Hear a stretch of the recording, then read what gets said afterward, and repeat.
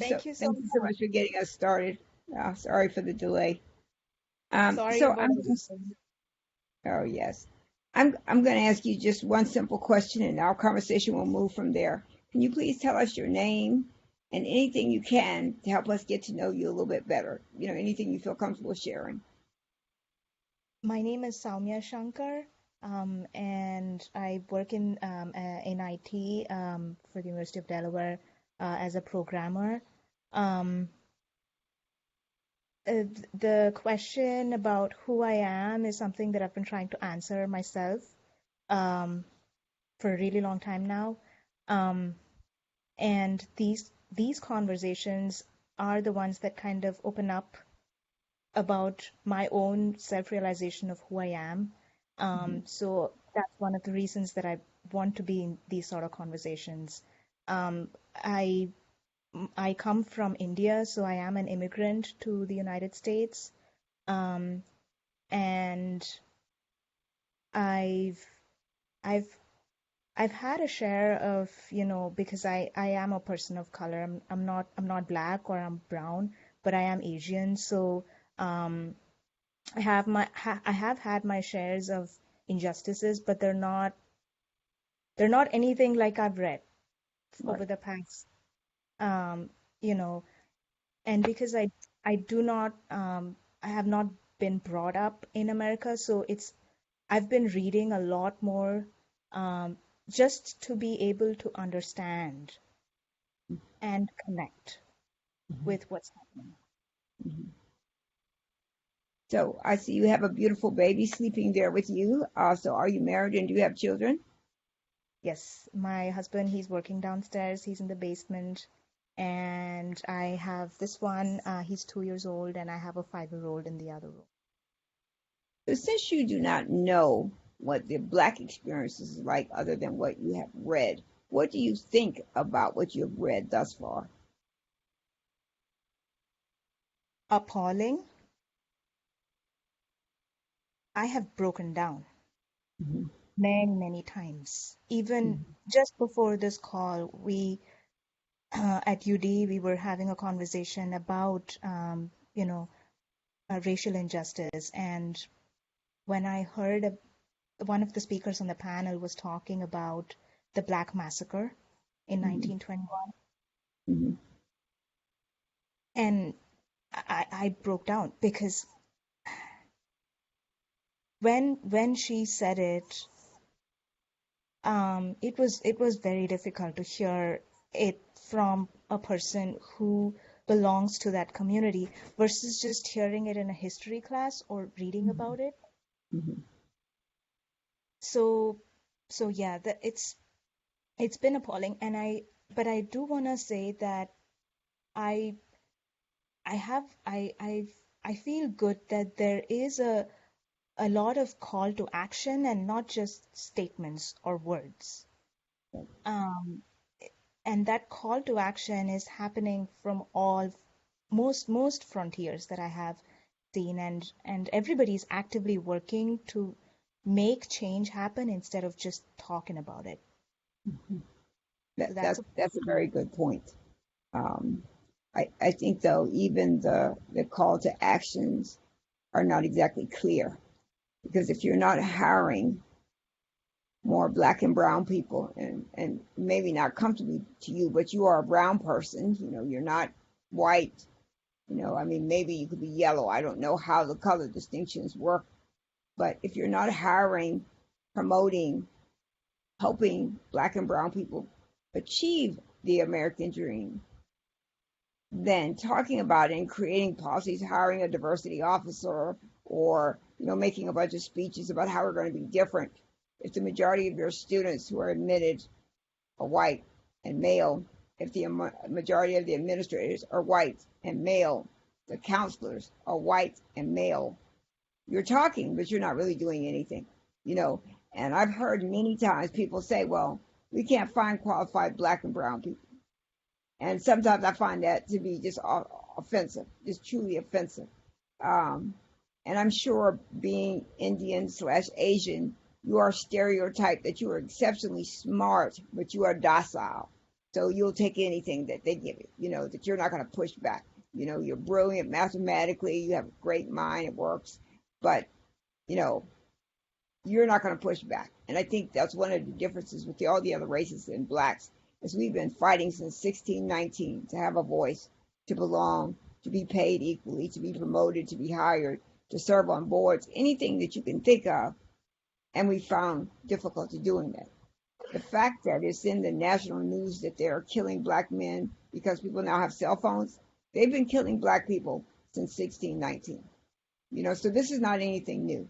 The story the woman told you, it is profound. So Tulsa, Oklahoma, it's just one of those things that make you just shake your head. You don't even understand. This is a community that was self-sufficient, not requiring anything of anyone, keeping their distance, being docile, if you will, staying in their own space.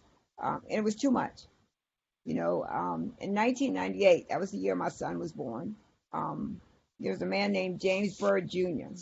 He was put a noose around his neck and tied him to the back of a pickup truck and drug him for 3 miles until he was literally decapitated.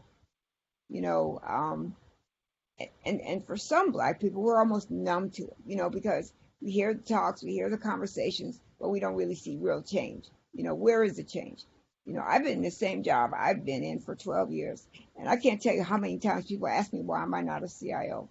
I've applied for a couple of CIO positions, but Chief Information Officer who do not know what a CIO is.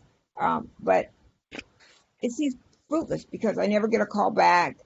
I don't have any, insight into how the job is done. And they have a search committee, mostly of white men and women, maybe a brown person, a black person, maybe, maybe not. And so I'm not going to be the ideal candidate because I am, unlike you, who maybe be described as docile, I am labeled the angry black woman, so I'm mad about something. I don't know what I'm mad about, but they say I'm mad about something. Um, so I think that what is really important in this time is great that you're reading, and I hope other people in your community are reading and thinking about this too. Because I will say this, and I hadn't said this before online, but I'll say it now. Whatever happens to us eventually happens to every other brown or black race person. Whether you're in Colombia, India, China, wherever you are. If black people do not get out of the place where we are, nor will any other minority group, we are, in other words, at the front of the line. And there's I think it's a poem, I don't remember exactly, but it says, what did you do when they came for you? What did they do when you came? And you get to the end, and when they came for that person, there was no one left to be there for them. So I think it's really important that black and brown, and however you describe yourself or whatever ethnicity you own, that we see ourselves as united to a common cause. Because what becomes good for me becomes good for you, And so you look fairly young, so you've got a good way to go in your career. So you should advocate to be a CIO. You should advocate to lead an IT organization, whether it's a university, public or private sector. You're smart, you have great skills, you have great communication skills. So why won't you be one? And if someone wanted to say, well, you don't have a doctorate in information technology, look around how many people that are CIOs that do not have a doctorate in information technology. Yesterday, I talked to Michael Cato, who is the CIO for Bowdoin, and I think it's in Maine. I'm not exactly sure where, but whatever it is. And he says almost every time he goes to a meeting, there's so few people who look like him, And so we've got to change this narrative somehow or another. And maybe this is the right time, but I'm a little bit pessimistic about it. We've been here before. When they beat Rodney King up in I think that was in the early 90s. I'm getting old and senile, so please forgive me if my dates are off. But when they beat Rodney King up, we just knew it would result in justice. No. When O.J. Simpson was freed because they said he didn't have enough information to find him guilty for killing his wife and her friend, black people rejoiced. We didn't rejoice because we were happy for O.J. We were rejoicing that we saw a modicum of justice. And maybe this time justice was not needed there. Maybe it was not necessary, but it was just we were so happy that there is an opportunity for justice for black people. And that's why there was that thing. And for a lot of white folks, they were outraged by it. How could you be happy about this? Well, when Mr. Floyd died almost 4 weeks ago now, we've had somebody's knee on our neck, including you, including everybody that's black and brown and whatever ethnicity they claim, their knee on their neck since the founding of this country. There have been laws set aside that you can't live in communities with white people. That's finally changed. You couldn't be educated with white people. That's finally changed. I mean, if you look back at American history, Japanese internment camps, I mean, there's just so much to see in our country. So to be optimistic that we have enough voices to change, I don't know. So let me ask you this question. You said your son is 4? He's 2. 2. Okay. And you My just have one. daughter is Oh, you have my 2. daughter. 5. Okay. Do you have any concerns or fears for your children as they grow up and become adults and move about in the American society of them being harmed or something happening to them? Absolutely. I do have fears. Um, what I am trying to do consciously, when I read a book to my 5-year-old, I read to her about Amazing Grace. Yes. This young black girl who loves to act out those characters, and she's being told by her friends in the class that she cannot be Peter Pan because she's a girl and because Right. she's black. Yeah. So I paused that story right there, and I asked my 5-year-old, "Do you understand what is happening there? Like, do you understand what's happening?" And she said, "I don't understand because black is a color, but why would they use a color to say that she can or cannot be someone, right?" And I Even a had got, gender. well, yeah, yeah, Yeah. yeah. Absolutely. And my goal as a a mom is not just to make her brave or my children brave to be able to face the racial slurs that they may face or sexual abuse that they may face, but to stand up, Right. to speak up. Just because of the color of your skin or the way you are, the way you do your hair, the way your eyes look, you can do things to people that hurt them. You can Right. say things to people. You cannot use language as a weapon and help yourself with that. You know what I mean? Like, so Absolutely. I'm conscious, very, very conscious about the kind of stories I read or I tell them because 2-year-olds know color.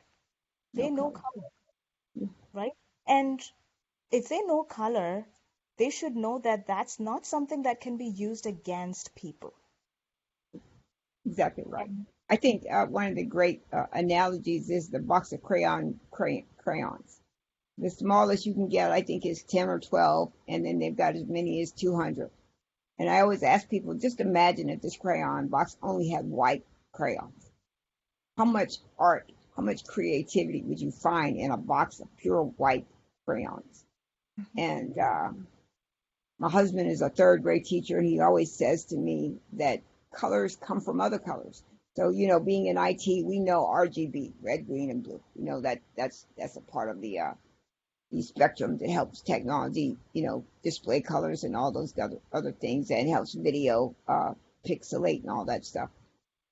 But the fact that we are stuck on color, hair texture, hair color, eye color, lips, the thickness of your lips, the thickness of your hips, as things to push people down is unfortunate because I love American history. I read everything I can about American history, and I'm please forgive me. I know so little about Indian history and Indian culture, other than that you guys have a caste system. But that's literally all I know about Indian culture.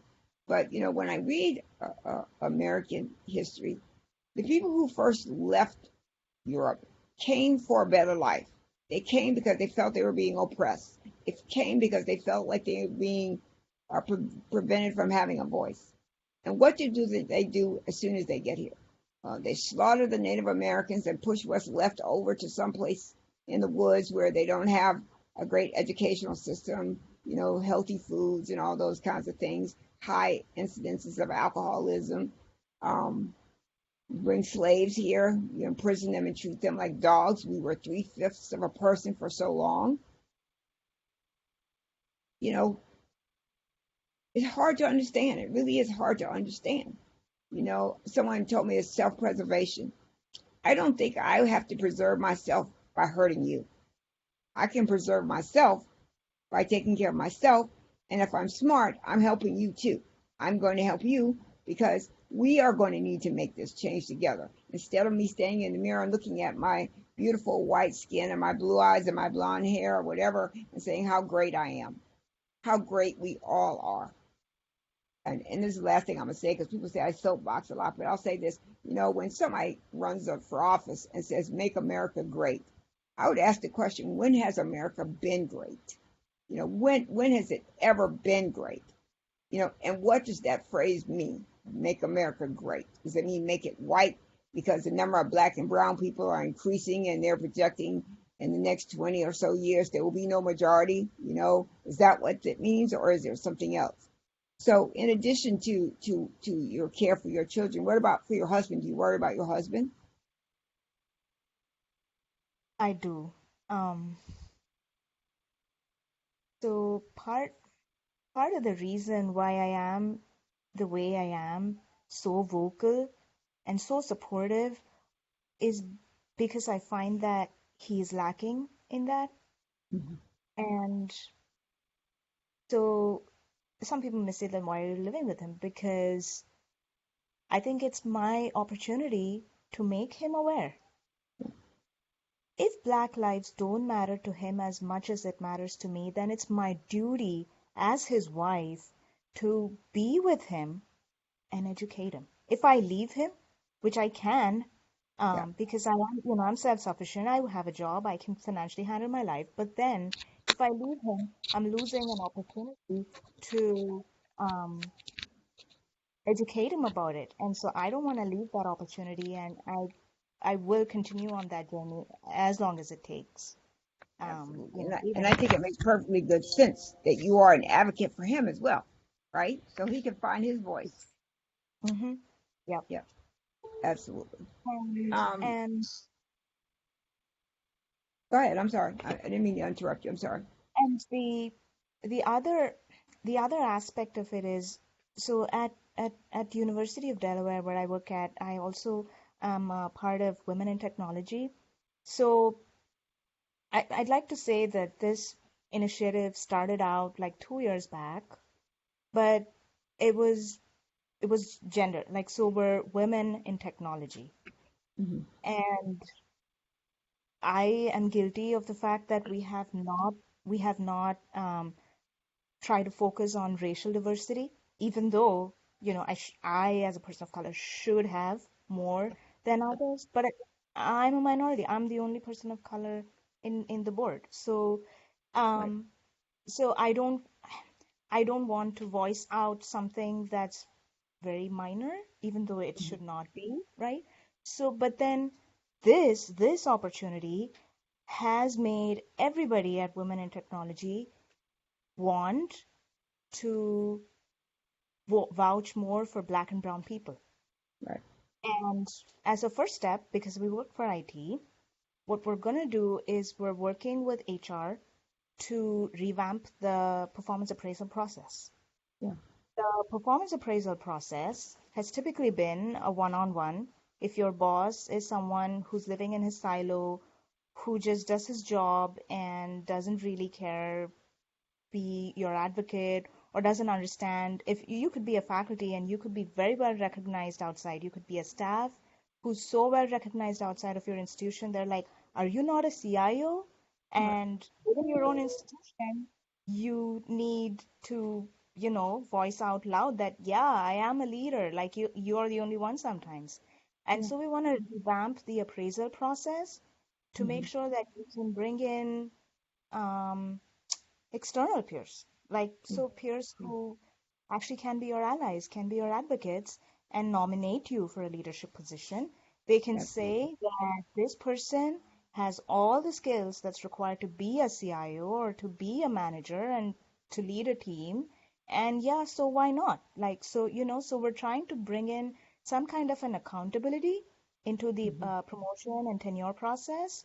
And it's very early, but it's when we do it together, it's pretty powerful. It's very powerful. So yeah, I'm Yeah, really excited about some of the things we're yeah. trying to do. So what is it? One fist. I mean, one finger is one fist. Two fingers is two fingers. But all together, they make a mighty powerful thing if they're a fist. If we just count on that one finger or that two finger, we're kind of weak. But if we all come together, we become a mighty fist. I think it's very wonderful that that is happening. And I will tell you, although I don't know you very, very well, I will advocate for you. If you need something from me, if I can stand up for you, all you have to do is reach out. I know I'm doing a meeting or something with you in July, is Yes, that right? Yes. yes, July. Yep. Yeah. But you are my sister. You are of me. You are my community. My blood may not run in your veins and your blood may not run in my veins, but your challenges and difficulties are my challenges and difficulties. The same one. So that's why I say it's so important that we join together. Because what's Mhm. been so wonderful all of these years is there's been no unity. And that's what America has counted on. Because although white people are not necessarily unified, they tend to stick together. They call that homosocial reproduction. I prefer to be with people who look like me. But black and brown people have been one finger. And you can easily smack that one finger down and keep on going and doing what you're doing. So it's when you come together as a whole fist that it matters. So I think that's absolutely right. So when you revamp these policies at your school, how do you expect them to be accepted by non-black and brown people? Do you expect any pushback? Um, well, the person who's pushing for it is a white male. So Excellent. he has been the one who has been pushing me and like many people in my team to move fast and not Mhm. be laid back about this. So, and I am sure that as we have to partner with HR, there may be some pushback, like within your own. And I've been working with UD for 13 years, so it's obvious that like my boss, like he's a very good person. So he has been very supportive of all of my things that I've been doing. So I there's not been a much of a pushback within my department, but then as we try to approach and make it a school-wide thing, like make Mhm. it across the organization, that's when I think we may be starting to see some pushback, or not so much a pushback, but more like um, the project becomes morphed into something else, and we don't get to phase it out and achieve what we actually wanted to do. Yeah, So that's the thing that I want to have a check on and make sure that this is not just any other it's a prioritized project that needs to be attended to. So uh, uh, absolutely. yeah. That's good work that you're doing. And if you need, I am a diversity and IT counselor or consultant. So if you need help, please, I'm happy to come and can participate. When I say come virtually, probably because we can't do very much in person anymore, but I'm happy to help. Um, we have about 3 minutes left. So let me ask you first, did you see Mr. Floyd's video? That's the black man who had the knee on his neck. I did not see his video. I couldn't get myself. I did attend his memorial, the first one that we had, and it was it was I couldn't do it. I think you need to have a lot of inner strength to be able to see something like that being done to a fellow human being. And I don't think I'm there yet to be able to see something like that. Like I said, I guess it's because of the way I am, who I am. Maybe I cannot watch even an insect or a bug being squashed in front of my eyes. I just can't take it. So when I see something being done to a fellow human being like that, it affects me so much that I have to turn my face away or back off from that. It's too hard for me. Yeah. and 8 minutes and 46 seconds. So I have a friend that's a doctor. He lives next door, and we were talking about 8 minutes and 46 seconds. And that's why I asked him, and I think I've talked about this several times in chats. What would happen if you held your breath for 8 minutes and 46 seconds and did not start breathing again? He said you'd die. So for a police officer to have his hand in his pocket, his knee on someone's neck,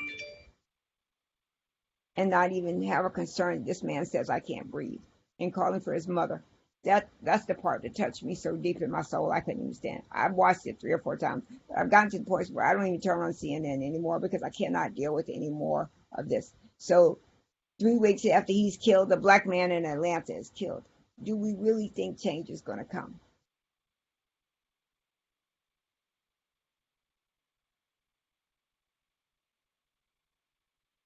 No, I don't know, Dr. Newton, because it's systemic racism. It's 401 years of mindset. Cannot be eliminated in 1 or 2 days or weeks or how many ever politicians. Trump comes, he goes.